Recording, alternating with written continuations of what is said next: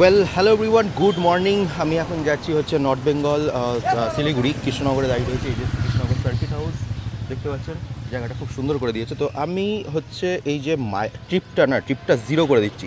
এই যে ট্রিপটা আমি কোনো লং ভিডিও বানাবো না, লং ভিডিও থেকে শর্ট করে ভিডিও দেবো। রাস্তার কন্ডিশন, কত তেল খেলো, কটা টোল লাগলো, কতক্ষণ সময় লাগলো। এখন ঘড়িতে সময়টা একবার দেখিয়ে দিই, কটা বাজে, 9:10। আমি 9টার সময় বেরিয়েছি, এই পর্যন্ত আস্তে আস্তে 10 মিনিট সময় লেগে গেল।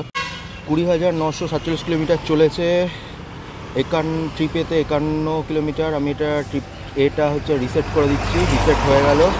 আর যে অ্যাভারেজটা সেটাও হচ্ছে 0। কত কিলোমিটার সেটা একটু দেখিয়ে দিই।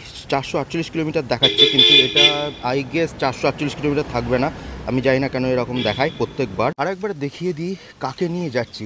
দ্যাট ইজ সুজুকি বগম্যান 125, আমার বাঘিরা সবাই চেনেন। So let's go.